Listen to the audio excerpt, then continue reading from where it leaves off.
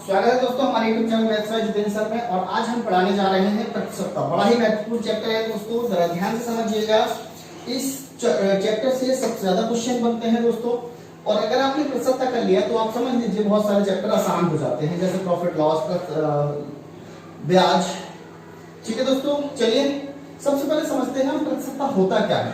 देखिए इसके नाम में ही इसका अर्थ छुपा हुआ है। प्रति का मतलब होता है और शत का मतलब होता है दोस्तों 100।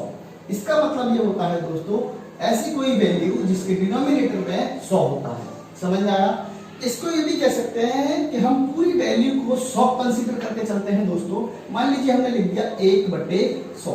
इसका मतलब दोस्तों ये लिखा हुआ है 1%। हम ये भी कह सकते हैं कि कह रहा है 100 में से 1। ठीक है दोस्तों, अगर आप इसमें देखिए दोस्तों, अगर हम कहें x%, इसका मतलब होता है क्या दोस्तों x/100। इसका मतलब ये हमारी ओरिजिनल वैल्यू होती है और इसको क्या कहते हैं दोस्तों दर। ये क्या होता है दोस्तों दर। ठीक है, कभी कभी देखो दोस्तों क्वेश्चन आ जाता है कि प्रतिशत से भिन्न में बदलना और भिन्न से प्रतिशत में बदलना। तो देखिए सबसे पहली चीज हम देखते हैं, प्रतिशत से भिन्न बदलने के लिए क्या करते हैं दोस्तों। प्रतिशत से भिन्न में जब हम बदलते हैं तो हम क्या करते हैं, मान लीजिए तो हम गुणा 1/100 करते हैं। क्या करते हैं, गुणा 1/100 करते हैं। जैसे मान लेते हैं लिखा हुआ है 10%। इसका मतलब दोस्तों होता है 10 गुणा 1/100 बराबर 1/10। समझ में आया? दूसरा होता है दोस्तों, दूसरा होता है भिन्न से प्रतिशत। भिन्न से प्रतिशत कैसे बनाते हैं दोस्तों, उसके लिए गुणा 100 कर देते हैं। क्या कर देते हैं दोस्तों, गुणा 100। जैसे ये कहता है मान लीजिए 4/5, तो कितना हुआ दोस्तों 4/5 गुणा 100 बराबर हो गया 80%। कितना हुआ दोस्तों 80%। आपको ये वैल्यू बदलना आना चाहिए कि किस तरह से हम वैल्यू को बदलते हैं। ठीक है दोस्तों, चलिए कुछ और नहीं होता इसमें दोस्तों। अगर वो कहता है किसी भी चीज का रेट 10% बढ़ा, तो मतलब 10% बढ़ने का मतलब होता है दोस्तों 100 + 10 बराबर 110%। ठीक है दोस्तों, दो चीजें होती हैं। देखिए दोस्तों दो चीजें होती हैं, एक तो होता है क्रमबद्ध। क्रमबद्ध या तो चीजें बढ़ती हैं या फिर दोस्तों घटती हैं, या तो बढ़ती हैं या फिर क्या होता है दोस्तों घटती है। क्रमबद्ध बढ़ना, क्रमबद्ध बढ़ने का मतलब ये होता है, मान लीजिए ये कह रहा है कि किसी भी वस्तु पर 10% और 10% दो बार किसी भी वस्तु के मूल्य में वृद्धि हुई, तो बताइए एक वृद्धि कितने की होगी। तो इस तरह की क्वेश्चन करने के लिए पहले समझ लेते हैं हम कि होता क्या है। मान लीजिए वस्तु का मूल्य है दोस्तों 100 रुपया। कितना रुपया है दोस्तों 100 रुपया। प्रतिशत का मतलब होता है 100 रुपया लेके चलते हैं हम। पहली बार में दोस्तों 10% बढ़ा तो कितना हुआ 110 रुपया। इतना को आप बढ़ा लेंगे 100 पर 10%, कितना हुआ दोस्तों 10%। अभी कह रहा पुनः 10% बढ़ा। पुनः 10% का मतलब इस पर फिर से 10% बढ़ा है दोस्तों। इसका मतलब कितना हुआ दोस्तों 121। कितना हुआ 121। तो ये कह रहा है बताइए इन दोनों बढ़तों के बराबर एक बढ़त कितने की होगी। तो 100 से कितना हुआ दोस्तों 121। तो कितना बढ़ा दोस्तों 21 रुपया बढ़ा है। कितने पर 100 पर। तो 100 पर बराबर क्या हुआ दोस्तों 21% की एक वृद्धि हो गई। समझ में आया? अब हर बार हम ऐसे नहीं करेंगे। हो सकता है वैल्यू हमारी फ्रैक्शन में दे दे, 12.5% के रूप में दे दे, फिर हम क्या करेंगे। समझिए करते क्या है, यही क्वेश्चन करते हैं। 10% का मतलब क्या हुआ दोस्तों, 10% का मतलब हुआ मेरे प्यारे दोस्तों 1/10। इसका मतलब ये हुआ कि अगर 10 रुपया पहले मूल्य था, नीचे वाली जो वैल्यू होती है वो ओरिजिनल वैल्यू होती है, ऊपर वाली जो वैल्यू होती है वो बढ़ी हुई या घटी हुई वैल्यू होती है। हमेशा ऊपर वाली वैल्यू छोटी होती है नीचे वाली से, तो समझ लीजिए वो बढ़ी हुई या घटी हुई वैल्यू है। यदि बड़ी ऊपर वाली वैल्यू मान लीजिए है 11/10, इसका मतलब है ओरिजिनल में कुछ जोड़ा गया है। समझ में आया? चलिए तो यहाँ क्या हुआ दोस्तों 10 से कितना हो जाएगा 11। अब वो कह रहा है फिर से 10% बढ़ा, तो फिर दोस्तों 10 से कितना हुआ 11। इसका मतलब हुआ दोस्तों अगर पहले 100 रुपए था तो बाद में कितना हो गया उस चीज का रेट 121 रुपया। तो कितने की वृद्धि हुई 21% की। समझ में आया? चलिए ऐसे ही दोस्तों क्रमबद्ध घटना भी होता है। कैसे कोई भी चीज घटती है, समझिएगा। मान लीजिए यही क्वेश्चन सेम था कि किसी वस्तु के मूल्य में 10-10% की दो लगातार कमियां हुई। 10-10% की दो लगातार कमियों का मतलब होता है दोस्तों 10% का मतलब हुआ मेरे प्यारे बच्चों 1/10। कितना हुआ 1/10, मतलब 10 से कितना रह गया, एक की कमी हुई, कितना हो प्यारे 9, फिर 10 से 9। इसका मतलब 100 रुपए से किसी वस्तु का मूल्य कितना हो गया प्यारे बच्चों 81 रुपए रह गया। मतलब कितने की कमी हो गई 19 रुपए की, कितने पर 100 पर, तो 100 पर कितना हुआ प्यारे बच्चों 19%। मतलब यह हुआ कि अगर 10-10% की दो लगातार कमियां हुई है किसी वस्तु के मूल्य में, तो फिर कितने की बचेगी, वो 19% की एक कमी के बराबर होगा। चलिए दोस्तों क्वेश्चन करने की कोशिश करते हैं। कुछ छोटे छोटे क्वेश्चन से स्टार्ट करते हैं। 2 दिन में परसेंटेज खत्म करेंगे, एक दिन में प्रतिशत खत्म नहीं हो सकता दोस्तों। यदि हम एक दिन में प्रतिशत खत्म करेंगे तो काफी क्लास लंबी हो जाएगी, ठीक है। चलिए छोटे से क्वेश्चन से स्टार्ट करते हैं। देखिए पहला क्वेश्चन कह रहा है यदि a का 80% बराबर b का 50% है और b बराबर a का x% है तो x का मान क्या होगा। समझ में आया। ये कह रहा है दोस्तों a का 80% बराबर b का 50%, यही कह रहा है, ठीक है। तो देखिए इसमें कुछ नहीं होता है, इसके लिए क्या करते हैं डायरेक्ट कुछ भी बटे 100 करने की जरूरत नहीं है, आपको प्रतिशत से प्रतिशत काट देते हैं। तो ये हो गया a/b बराबर क्या हुआ दोस्तों 0 से 0 काट दिया हमने, कितना हुआ 5/8। समझ में आया। इसका मतलब हुआ बच्चों a बराबर कितना है 5 और b बराबर कितना है 8। अब ये कह रहा है आगे कि b बराबर a का x%, तो a का x% मतलब 5, b 5 का कितना प्रतिशत है। ये कह रहा है कि a का x% बराबर b है। तो वही कह रहा है कि 5 का कितना प्रतिशत b होगा। तो दोस्तों यहां हो जाएगा a बराबर a कितना है 5 गुणा x% बराबर b कितना दोस्तों 8। तो x बराबर हो जाएगा 8/5 गुणा 100 बराबर हो जाएगा प्यारे बच्चों 160%, और यही आपका आंसर होगा। समझ में आया। चलिए नेक्स्ट क्वेश्चन करने की कोशिश करते हैं। दूसरा क्वेश्चन है दोस्तों यदि m का 10% n के 20% के बराबर है। देखिए इस तरह क्वेश्चन बहुत आते हैं, तो m अनुपात n क्या होगा। कभी भी इस तरह से क्वेश्चन है कि m का 10% सॉरी m का 20% बराबर n का 20%, ये है दोस्तों।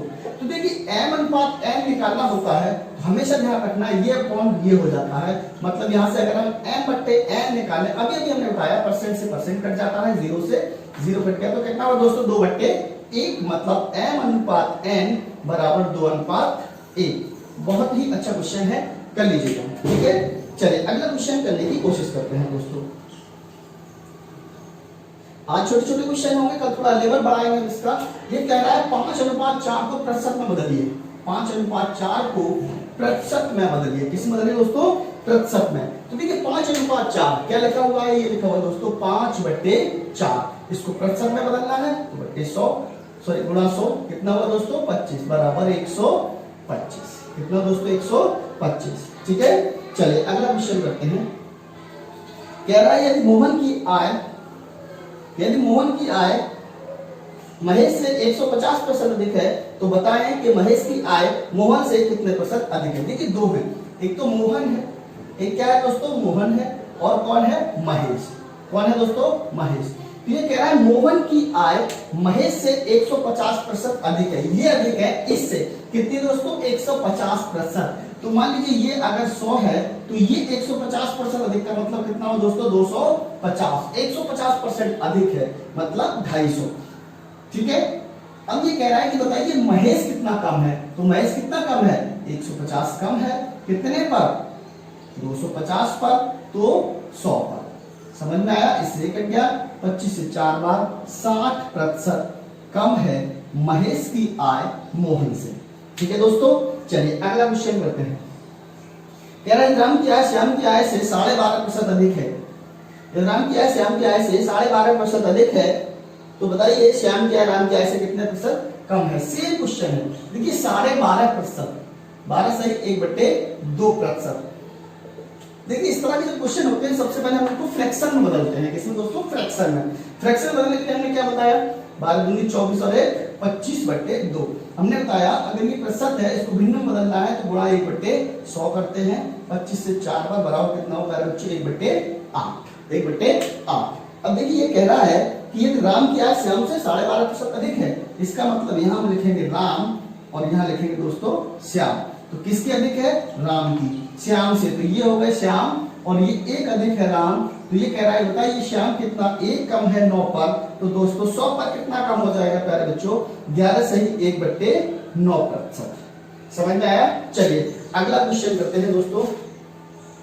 क्वेश्चन ये है यदि आधार बिंदुओं को इस प्रकार परिभाषित किया जाए, यदि आधार बिंदुओं को इस प्रकार परिभाषित किया जाए कि 1% 100 आधार बिंदुओं के बराबर है तो कितने आधार बिंदु 62.5% से 82.5% अधिक हैं? देखिए कह रहा है 62.5% से कितना है दोस्तों? 82.5%। ठीक है, अच्छा क्वेश्चन है और बहुत आसान है। तो देखिए कितना अधिक है दोस्तों? 20%। कितना अधिक है? 20%। अब वो कह रहा है कि एक बिंदु को 100% माना जाएगा। एक कितना माना जाएगा दोस्तों? 1% अगर 100 आधार बिंदु के बराबर है तो देखिए एक आधार बिंदु कितने के बराबर है दोस्तों? 100। तो 20 100 गुणा 20 बराबर कितना हो दोस्तों? 2000 और ये आपका आंसर होगा। ठीक है, चलिए अगला क्वेश्चन करने की कोशिश करते हैं। क्वेश्चन ये है दोस्तों यदि किसी वर्ग की प्रत्येक भुजा को 10% बढ़ाया जाए तो बताइए उसके क्षेत्रफल पर क्या प्रभाव पड़ेगा? समझिएगा भुजा को 10% बढ़ा रहे हैं। 10% का मतलब क्या होता है दोस्तों? 1/10। मतलब भुजा और क्या है? क्षेत्रफल। क्या है? क्षेत्रफल। देखिए पहले भुजा कितनी थी दोस्तों? 10। तब क्षेत्रफल कितना था? 100। अब भुजा 1 बढ़ी, बाद में भुजा कितनी हुई? 11। क्षेत्रफल कितना हो जाएगा दोस्तों? 121। तो कितना वृद्धि हुई? 21 की। 100 पर तो 100 पर, तो क्षेत्रफल में वृद्धि कितनी हो जाएगी दोस्तों? 21% की। चलिए हटा दें अगला क्वेश्चन। नेक्स्ट क्वेश्चन कह रहा है मेरे बच्चों कि सी की आय बी की आय से 20% और बी की आय ए से 25% अधिक है तो सी की आय ए की आय के कितने प्रतिशत अधिक है? देखिए एक है 3 लोग हैं ए बी और सी। ठीक है दोस्तों, ए बी और सी। 2 वैल्यू दी है इसमें, एक तो दी है 20% और एक दिया है दोस्तों 25%। तो देखिए सबसे पहले हम ये लिखते हैं 20% का मतलब होता है दोस्तों 1/5 और 25% का मतलब होता है दोस्तों 1/4। ये कैसे बदलते हैं हमने बताया था, इसमें भाग दे दीजिएगा 20/100 1/5, 25/100 1/4। अब समझिए कह रहा है, ये कह रहा है सी की आय बी से 20% अधिक है। सी की आय बी से 20% अधिक है। बी से मतलब ये कौन सी होगी? बी की। बी की जब 5 है तो सी की कितनी होगी दोस्तों? 6। एक अधिक।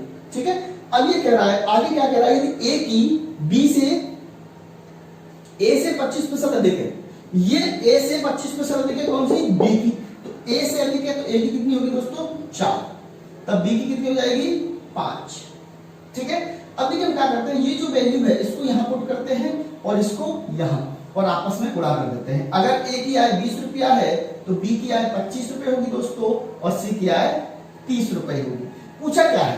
पूछा ये है इसमें प्यारे बच्चों कि सी की आय ए से कितने प्रतिशत अधिक है। सी की आय ए से कितना प्रतिशत अधिक है? ए से कितना अधिक है दोस्तों? 10। कितने पर? 20 पर, तो 100 पर। कितना अधिक है दोस्तों? 50% और ये आपका आंसर होगा। ठीक है, चलिए हटा दें अगला क्वेश्चन। देखिए जरूरी नहीं है कि एक ही दिन में चैप्टर खत्म हो, अच्छे क्वेश्चन क्या मिलेंगे। ये भी ये इजी लेवल के क्वेश्चन है। ये क्वेश्चन भी बहुत बार एग्जाम में पूछ ले जाते हैं। ये कह रहा है ये 2 संख्याएं, यदि 2 संख्याएं तीसरी संख्या की क्रम से 20% या 50% है तो पहली संख्या दूसरी संख्या का कितना प्रतिशत है? चलिए समझ लेते हैं दोस्तों। ये कह रहा है 3 संख्याएं हैं, 3 संख्या है। मान लीजिए फर्स्ट नंबर, सेकंड नंबर और थर्ड नंबर। 2 संख्याएं तीसरी संख्या से, 2 संख्याएं तीसरी संख्या की 20% और 50% है। इसका मतलब हम सबसे पहले ले लेते हैं दोस्तों तीसरी संख्या, वो ले लेते हैं 100। हम 100 लेके चलेंगे वैल्यू को। ये कह रहा है 20% और 50% है दोस्तों।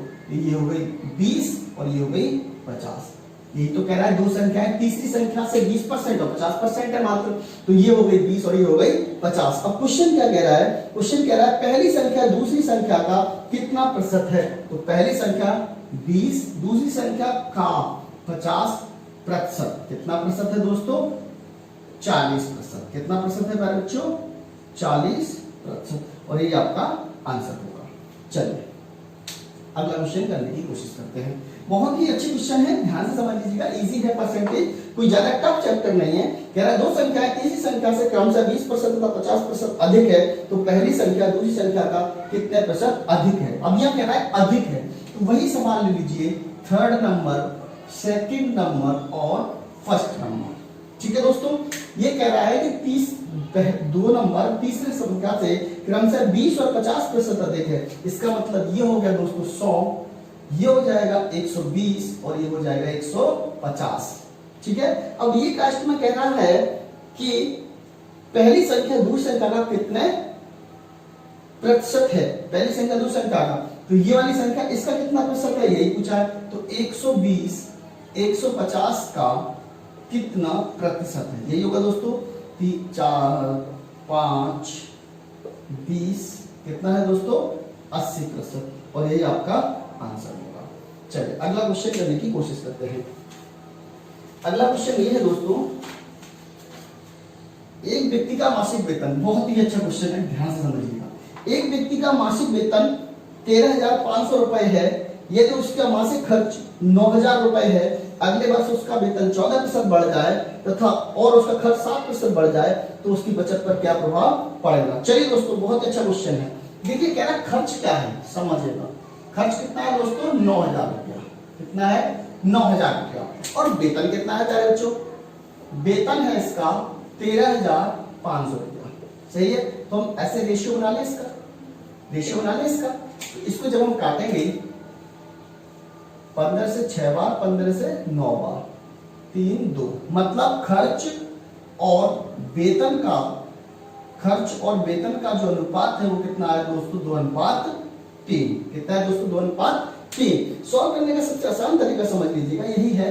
देखिए अब देखिए, ये कह रहा है इसका वेतन, खर्च, और ये क्या होता है दोस्तों, बचत। क्या होता है, बचत। ठीक है, अगर मैं कहूं वेतन 3 रुपया है तो खर्च 2 रुपये होगा। वेतन कितना है दोस्तों, 3 रुपया, तो खर्च क्या होगा, 2 रुपया। बचत कितनी रही होगी, 1 रुपया। समझ में आया, समझ में आया। देखिए ये अनुपात है, मतलब अगर हम किसी भी अनुपात में किसी भी नॉन जीरो नंबर से गुणा कर दें तो दोनों अनुपात समान रहते हैं, सेम ही नॉन जीरो नंबर से। तो इसको हमें परसेंट निकालना है, इसके लिए हमने क्या किया, यहाँ 300 कर लिया, यहाँ 200 कर लिया, तो यहाँ कितना बचेगा दोस्तों, 100। अब ये कह रहा है अगली बात, यदि ये 14% बड़ा हो, कितना बड़ा हो दोस्तों, 14%, तो कितना बड़ा, 14 तिया 42, कितना बढ़ गया दोस्तों, 42 रुपया। तो इनकम हो गई इसकी 342 रुपया। ठीक है, ये कह रहा है खर्च 7% बढ़ा, खर्च कितना बढ़ा दोस्तों, 7%, तो 7 दूनी 14, ये हो गया दोस्तों 214 रुपया। तो कितना बचत करने लगा, दिस माइनस दिस, कितना हुआ दोस्तों, 128 रुपया। कितना हुआ, 128 रुपया होगा। इसका कोई कह रहा है बचत कितनी बढ़ गई दोस्तों, 28%। कितनी बढ़ गई, 28%, क्योंकि यहाँ पर 100 है। समझ में आया। चलिए अगला क्वेश्चन करने की कोशिश करते हैं। ये कह रहा है कि एक संख्या को जब 25% घटा दिया जाता है, एक संख्या को जब 25% घटा दिया जाता है तो वह संख्या 225 हो जाती है। इस संख्या में कितने प्रतिशत की वृद्धि की जाए कि 375 हो जाए। ठीक है भाई, चलिए समझते हैं। ये कह रहा है जब ये संख्या 25% घटा दी जाती है, तो 25% का मतलब कितना होता है दोस्तों, 1/4। हम एक्स नहीं मानते हैं, 25% का 1/, मतलब पहले संख्या 4 थी, 1 घटाया तो कितनी बची दोस्तों, 3। अब वो कह रहा है 3 नहीं बची है, कितनी बची है, 225। 3 यूनिट का मान हो जाएगा दोस्तों 225, 1 यूनिट का मान 75। अगर हम कहें पूरी संख्या क्या थी, तो 4 यूनिट का मान हो जाएगा दोस्तों 300। कितना हो जाएगा मेरे बच्चों, 300। अब ये कह रहा है अगर 375 करनी है तो कितने प्रतिशत की वृद्धि करनी होगी, तो संख्या 300 से कितना करना है दोस्तों, 375। तो कितने की वृद्धि करी, 75 की। कितने में, 300 में, तो 100 में। ये निकालना था आपको, बराबर 25%, और यही आपका आंसर होगा। ठीक है दोस्तों, चलिए अगला क्वेश्चन करते हैं। हटा दें, अगला क्वेश्चन ये है, दो संख्याओं में से सबसे बड़ी संख्या का 40%, छोटी संख्या के 60% के बराबर है, दोनों संख्याओं का योग 150 है, तो बड़ी संख्या क्या होगी। देखिए ये कह रहा है बड़ी संख्या का 40% बराबर छोटी संख्या का 60%, यही है ना। तो कुछ भी नहीं दोस्तों, अभी भी बताए हैं हम, b/c बराबर क्या होगा, प्रतिशत से प्रतिशत कट गया, इससे ये कट गया, 2 दूनी 4 और 2 तिया 6, मतलब 3/2। क्या है पूरी संख्या, दोनों संख्याओं का योग कितना है 150, तो योग कितना हो जाएगा दोस्तों इनका 5 यूनिट का मान 150, 1 यूनिट का मान दोस्तों 30, तो 3 का मान 90 और 2 का मान 60, मतलब बड़ी संख्या 90 और छोटी संख्या 60 होगी, और ये आपका आंसर होगा। हटा दें दोस्तों। चलिए अगला क्वेश्चन करते हैं। एक परीक्षा में 93% छात्र सफल होते हैं तथा 259 छात्र असफल हो जाते हैं, तो परीक्षा में छात्रों की कुल संख्या ज्ञात करिए। देखिए कह रहा है सफल मतलब पास कितने हुए दोस्तों 93%, कितने 93%, तो फेल कितने हुए होंगे मेरे बच्चों, फेल हुए होंगे 7%, कितने हुए होंगे 7%। लेकिन वो कह रहा है 7% फेल तो हुए हैं, लेकिन फेल की संख्या कह रहा है 259, तो 7% का मान हो गया दोस्तों 259, 1% का मान 7 के 31 7 49, ठीक है दोस्तों। तो 100% का मान कितना हो गया 3700, मतलब ये कह रहा है परीक्षा में कुल कितने छात्र बैठे होंगे दोस्तों 3700, और ये आपका आंसर होगा। चलिए हटा दें, अगला क्वेश्चन करने की कोशिश करते हैं। क्वेश्चन ये कह रहा है दोस्तों, क्वेश्चन है चीनी के मूल्य में 20% की वृद्धि हो जाती है, तो चीनी की खपत को कितना प्रतिशत कम करना होगा कि खर्च पर कोई भी प्रभाव ना पड़े। 20% की वृद्धि हो जाती है, बहुत ही आसान क्वेश्चन है। मान लीजिए पहले उसका चीनी का मूल्य था दोस्तों 100 रुपया, तो वृद्धि होने के बाद कितना हुआ 120 रुपया। अब ये कह रहा है खपत में कितनी कमी कर दें कि खर्च समान रहे। देखिए दोस्तों, अगर किसी भी वस्तु का मूल्य बढ़ता है तो या तो आपको अपना बजट बढ़ाना पड़ेगा या फिर खर्च में कमी करनी होगी अपना बजट समान रखने के लिए, ठीक है। तो देखिए हम करते क्या है, यहाँ पर पुराने खर्च पर लाने के लिए हम 100 रुपए पहले खर्च करते थे, हमसे कहा गया 120 खर्च करो, हमारा बजट नहीं है, इसका मतलब हमें 20 रुपए की कमी करनी होगी। कितने में दोस्तों 120 में, तो 100 में, ठीक है। 6 हो गया 12 दोस्तों, 16 सही 2/3%, मतलब इतने हमें खपत में कमी करनी होगी कि हमारा खर्च समान रहे। चलिए अगला क्वेश्चन देखते हैं, बहुत ही अच्छा क्वेश्चन है, जरा ध्यान से समझिएगा। क्वेश्चन ये है, यदि किसी वस्तु के मूल्य में 8% की वृद्धि होती है, बाद में नए मूल्य में 8% की कमी कर दी जाए, तो अब वस्तु का मूल्य 1 रुपया है, तो वस्तु का आरंभिक मूल्य क्या था, समझिएगा। 8% की वृद्धि और 8% की कमी, r का मतलब r/100, यही होगा, ठीक है दोस्तों। तो देखिए पहले क्या था, r था, 8% की वृद्धि करें तो कितना हुआ दोस्तों 100 प्लस r, ठीक है। अब कह रहा है 8% की कमी करी जाए, 8% की कमी, पहले 100 था, 100 प्लस r, अब 8% की कमी की जाए तो 100 से 100 माइनस r, यही होगा, ठीक है।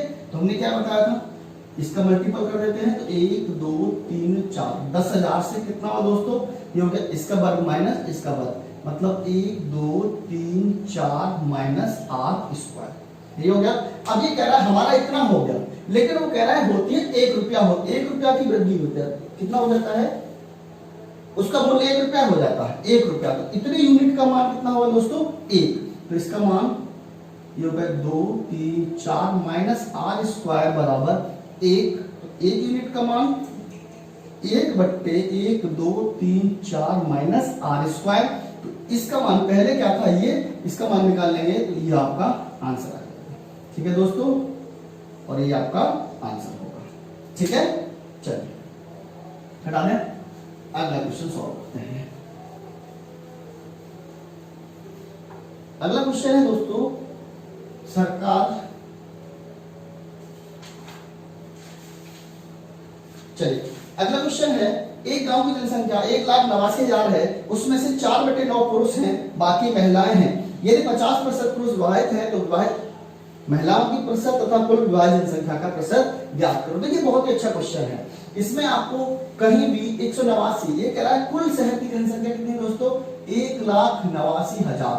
अब क्या आप इससे वैल्यू सॉल्व करेंगे, बहुत टाइम लगेगा आपका, बहुत टाइम खर्च होगा इससे वैल्यू सॉल्व करेंगे तो जब ये कह रहा है कि 4/9 पुरुष हैं, 4/9 क्या है, पुरुष। इसका मतलब टोटल जनसंख्या अगर 9 है टोटल जनसंख्या, तो 4 तो दोस्तों पुरुष हैं, तो महिलाएं कितनी बची प्यारे बच्चों, 5। महिलाएं कितनी बची, 5। ठीक है। अभी कह रहा है विवाहित, चलिए विवाहित की बात कर लेते हैं, विवाहित की बात कर लेते हैं। 50% पुरुष विवाहित हैं, 50% का पुरुष का विवाहित का मतलब दोस्तों 2 पुरुष विवाहित हो गए। कितने हो गए, 2 पुरुष विवाहित हो गए। ठीक है। अब ये कह रहा है ये 2 पुरुष विवाहित हैं, तो भाई महिलाएं भी 2 ही विवाहित होंगी, ये सोचने वाली बात है। तो पहला क्वेश्चन आपका था कुल विवाहित जनसंख्या, तो 2 और 2 4, 4 विवाहित है दोस्तों, कितने में से, 9 में से, तो 100 में से, मतलब 44 सही 4/9% टोटल जनसंख्या विवाहित है। दूसरा क्वेश्चन आंसर था आपका कुल महिलाएं कितनी प्रतिशत हैं, तो 2 महिलाएं प्रतिशत हैं, 5 में से 2 महिलाएं विवाहित हैं, तो 100 में से, मतलब 40% महिलाएं विवाहित हैं। समझ में आया। चलिए अगला क्वेश्चन करते हैं। देखिए कोई दोस्तों बहुत ही अच्छा क्वेश्चन जो हम करने जा रहे हैं, बहुत ही अच्छा क्वेश्चन है, ध्यान से समझिएगा। क्वेश्चन कह रहा है एक आदमी एक संख्या को 5/3 के बजाय 3/5 से गुणा कर देता है। 5/3 के बजाय, पहले समझिएगा, एक आदमी से कहा गया कि 5/3 से गुणा करिएगा, उसने दोस्तों क्या किया, 3/5 से गुणा कर दिया। उसके उत्तर में प्रश्न बदलाव पूछा है। तो देखिए हमें सबसे पहले उत्तर मालूम होना चाहिए, तभी तो प्रश्न बदलाव निकाल सकते हैं। तो हमने क्या किया दोस्तों, मान लीजिए वो संख्या क्या थी, x थी, क्या थी, x थी। अब वो x मान के भी नहीं कर सकते, तो हम यहाँ पर दोस्तों क्या करते हैं, इन दोनों का लासा लेते हैं, हर का। तो ये 15, मान लीजिए वो संख्या क्या है दोस्तों, 15। तो आना कितना चाहिए था आंसर, 25। ठीक है। आ कितना क्या दोस्तों, 9। तो कितनी कमी हुई, 16 की। कितने पर, 25 पर, तो 100 पर, मतलब 64% की कमी होगी उसके आंसर में। ठीक है। लेकिन दोस्तों ऐसे नहीं करेंगे हम इसको, सबसे आसान तरीका समझिएगा। हम ये कहते हैं कि 5/3 से गुणा करना था, 3/5 से गुणा कर दिया, 25 आंसर आना चाहिए था दोस्तों, और 3 दिया 9 आंसर आ गया। ठीक है। वही सवाल है, कुछ नहीं करते, 5/3 से गुणा करना था, 3/5 से कर दिया, बाहर का मल्टीप्लिकेशन आना चाहिए था, अंदर का आ गया। तो कितने कमी हुई दोस्तों, 16। कितने पर, 25 पर, तो 100 बराबर 64%। कोई भी हो आप इस तरह से आंसर कर सकते हैं। चलिए अगला क्वेश्चन देखते हैं। अच्छा क्वेश्चन है, सभी क्वेश्चन है, ध्यान से समझिएगा। ये कह रहे हैं कि टैक्स की दर 17% बढ़ जाए तो शुद्ध इनकम 3% कम हो जाती है। तो बताइए टैक्स की दर क्या है। अच्छा क्वेश्चन है, बहुत ध्यान से समझिएगा। कह रहे हैं टैक्स की दर 17% बढ़ जाए। टैक्स की दर कितना बढ़ जाए दोस्तों, 10%। मतलब टैक्स में 17% की वृद्धि होने के कारण उसका जो नेट इनकम है उस पर कितना दोस्तों, नेट इनकम उसकी कितनी इफेक्टेड होती है मेरे प्यारे बच्चों, 3%। समझ में आया। इसका मतलब अगर मैं यहां से कहूं कि टैक्स बटे नेट इनकम, तो कितना होगा दोस्तों, 3/17। समझ में आया। समझिएगा आप। देखिए दोस्तों नेट इनकम है इसकी 17 रुपया, टैक्स कितना है दोस्तों, 3 रुपया, तो इनकम कितनी रही होगी, इनकम रही होगी 20 रुपया। नहीं समझ में आया। नेट इनकम 70 रुपया है, टैक्स 3 रुपया है, तो नेट इनकम कितनी रही होगी, 20 रुपए। कह रहा है टैक्स की दर क्या है, तो टैक्स की जो दर होगा वो होगा 3 रुपया टैक्स है दोस्तों, कितने पर, 20 रुपए पर, तो 100 पर कितना हो जाएगा दोस्तों, 15%। और ये आपका आंसर होगा। ठीक है प्यारे बच्चों। चलिए एक क्वेश्चन और करते हैं ऐसा ही। वो कह रहा है टैक्स की दर 19% बढ़ जाए तो शुद्ध इनकम 6% घट जाती है, टैक्स की दर क्या होगी। देखिए इसको ऐसे करते हैं, टैक्स कितना है दोस्तों, 19% इफेक्टेड हुआ है। टैक्स 19% की वृद्धि के कारण नेट इनकम में 6% का इफेक्ट हुआ। कितने परसेंट का दोस्तों, 6% का। इसका मतलब टैक्स बटे नेट इनकम बराबर कितना होगा दोस्तों, 6/19। टैक्स 19 रुपया है, नेट इनकम 19 रुपया है, टैक्स 6 रुपया है, तो टोटल इनकम कितनी रही होगी दोस्तों? 25 रुपया। 19 से 25, तो रेट क्या हो जाएगा दोस्तों? 6 रुपए टैक्स है कितने पर? 25 पर, तो 100 पर। 25 से 4 बार, तो कितना रहा होगा दोस्तों? 24%। दर क्या रही होगी दोस्तों? 24%। ठीक है, चलिए एक क्वेश्चन और है दोस्तों, उसको करने की कोशिश करते हैं, उसके बाद से शेष क्वेश्चन फिर करेंगे, कल करेंगे। कह रहा है एक छात्र 25% अंक लाकर 210 अंकों से फेल हो जाता है, लेकिन 55% अंक लाता है तो 240 अंक अधिक आते हैं, 5% ज्ञात करिए। देखिए इसको बहुत ही शॉर्ट तरीका समझाते हैं इसका हम। छात्र है, कितने प्रतिशत अंक लाता है दोस्तों? 25%। तो क्या होता है? फेल हो जाता है, कितने से? 210 से, मतलब माइनस, फेल हो गया 210 से। वो कह रहा है अगर वह 55% अंक लाए, कितना लाए दोस्तों? 55%, तो 240 अंक अधिक आते हैं। कितने अंक अधिक आते हैं दोस्तों? 240। ठीक है, इन दोनों का अंतर कितना हुआ दोस्तों? 30। कितना हुआ? 30%। और इन दोनों का अंतर कितना हुआ दोस्तों? 450। मतलब 30% का मान हुआ 450, तो 1% का मान कितना हुआ दोस्तों? 15। 100% का मान कितना हुआ दोस्तों? 1500। अगर ये पूछेगा कि परीक्षा कितने अंकों की थी, तो प्यारे बच्चों कितना की थी? 1500 अंक थी। ठीक है, अब कह रहा है 5%, समझिएगा 5%। देखिए 25% अंक तो उसके पास आ चुके हैं। कितने आ चुके हैं दोस्तों? 25%। अगर मैं 210 अंक और ले आता, 15 नंबर पर 1% बनता है, तो 210 पर कितना बनेगा दोस्तों? 210/15। तो ये हो गया 25% प्लस 14% बराबर 39%। कितना दोस्तों? 39% पर वह पास हो जाएगा। ठीक है, चलिए हटा दें। अगला क्वेश्चन देखते हैं। कह रहा है एक शहर की जनसंख्या 6000 है, यदि पुरुषों की संख्या में 5% तथा महिलाओं की संख्या में 9% वृद्धि हो, तो एक वर्ष बाद जनसंख्या 6500 हो जाती है। पुरुष तथा महिलाओं की संख्या कितनी थी? ठीक है, चलिए समझते हैं। ये कह रहा है कुल जनसंख्या कितनी है दोस्तों? पुरुष और महिलाओं की 6000। कितनी है? 6000। एक वर्ष बाद ये कितनी हो जाती है? 6500। मतलब कितनी बढ़ गई दोस्तों? 500। कितनी बढ़ गई? 500। ठीक है, अभी कह रहा है पुरुषों की संख्या में 5% और महिलाओं की संख्या में 9% की वृद्धि होती है। तो पुरुषों की संख्या में 5% और महिलाओं की संख्या में 9, तो हम इसको ऐसे लिख दे दोस्तों 5 + 4। कोई परेशानी? देखिए अगर हम कहें कि दोनों की संख्या में 5% वृद्धि होती, तो टोटल वृद्धि कितनी होती? 6000 का 5% होती। 6000 का 5% होती दोस्तों, कितना हुआ? 300। कितना हुआ दोस्तों? लेकिन हुई कितनी है? 500। तो एक्स्ट्रा कितनी बढ़ गई? एक्स्ट्रा बढ़ गई दोस्तों 200। कितनी बढ़ गई? अब ये 200 किसके कारण बढ़ी होगी? महिलाओं के 4% के कारण। किसके? महिलाओं के। तो महिलाओं का 4% कितने के बराबर होगा दोस्तों? 200 के। तो 1% 50, तो 100% कितने का होगा दोस्तों? 5000। मतलब महिलाएं कितनी हो गई दोस्तों? 5000 और पुरुष कितने हो जाएंगे? 1000। और ये आपका आंसर होगा। ठीक है प्यारे बच्चों, चलिए अगला क्वेश्चन, क्वेश्चन और करते हैं। बहुत ही अच्छा क्वेश्चन है, समझिएगा। एक परिवार प्रति महीने 25 किलोग्राम चावल तथा 9 किलोग्राम गेहूं खपत करता है और इन सब पर 350 रुपए खर्च करता है। चावल की कीमत गेहूं की कीमत का 20% है। यदि गेहूं की कीमत 20% बढ़ जाए तो चावल की खपत में कितने % की कमी चावल की खपत में प्रतिशत कमी ज्ञात करो यदि चावल की कीमत स्थिर रहे। समझिए दोस्तों, ये कह रहा है कि कोई परिवार है, वो चावल और गेहूं 2 चीज खाता है प्रति महीने। चावल कितना खाता है? ध्यान समझिएगा, लास्ट क्वेश्चन है हमारा आज का। अगले क्वेश्चन कल करेंगे। चावल खाता है परिवार और क्या खाता है दोस्तों? गेहूं। क्या खाता है प्यारे बच्चों? गेहूं। चावल कितना खाता है? चावल खाता है 25 किलोग्राम। कितना? 25 किलोग्राम। और गेहूं 9 किलोग्राम।